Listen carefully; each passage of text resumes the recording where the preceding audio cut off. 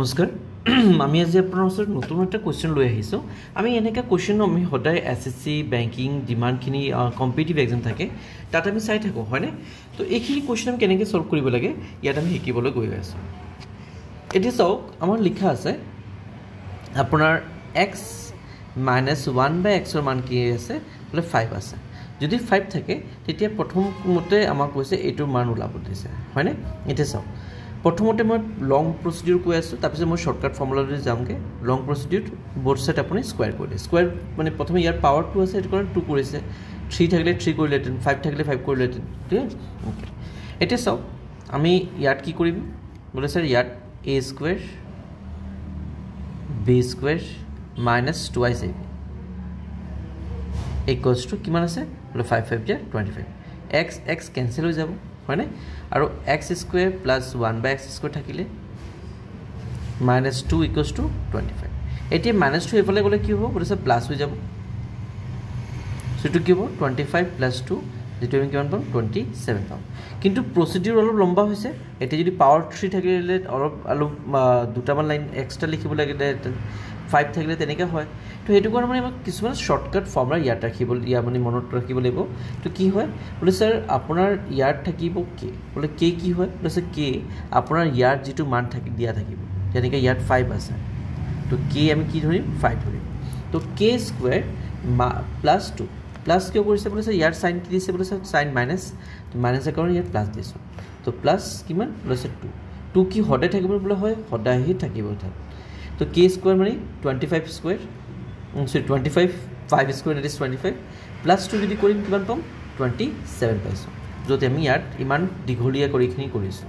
আকৌ যদি x³ - 1 / x³ থাকে ততে কি হ'ব স্যার তাতে ফৰ্মুলা পাৱাৰ কি আছে বলে স্যাৰ 3 তো ইয়াত 3 লিখিম ক্লিয়াৰ নহয় নেক্সট ইয়াৰ সাইন কি আছে বলে স্যার সাইন মাইনাস তো যদি মাইনাস থাকে ইয়াত আমি কি লিখিম বলে প্লাস বা আপন যদি ইয়াত মাইনাস থাকিলে ইয়াত প্লাস থাকিলে প্লাস কৰিলে ক্লিয়াৰ ওকে নেক্সট কি স্যাৰ 3 * k সো 2 কিয় কৰা নাই বলে স্যার 2 বেলেগ কথা যেতি 3 আহিব তেতি ইমান লিখিব লাগিব ক্লিয়াৰ বলে হয় স্যাৰ তেতি k স্কয়াৰ মানে k³ মানে কি 5 to the power 3 that is 125 ঠিক আছে মাইনাস প্লাস 3 * 5 that is 15 এটি দুটা যোগ করলে কিমান পাম 140 পাম ক্লিয়ার ওকে বলে এতে স্যার x³ * 5 যেটো দিছেটো কি কৰিম বলে স্যাৰ এটো ফৰ্মুলা হয় এনেকা x² + 1 / x² whole into x³ - 1 / x³ minus x - 1 / x এইটো আমাৰ ফৰ্মুলা ক্লিয়াৰ নহয় বলে x² + 1 / x² মান কিমান পাইছো বলে স্যার 27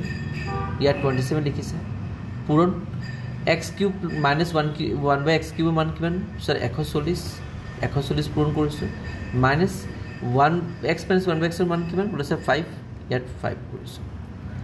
তো আপোনাৰ 140 লগত যদি 27 যদি পূৰণ কৰি দিম কিমান পাম 27 * 14 সো 7 আৰু 4 = 28 to 98 নেক্সট 2 4 = 8 2 1 = 2 যোগ কৰিলে কিমান পাম 8 7 7 ইয়াত 3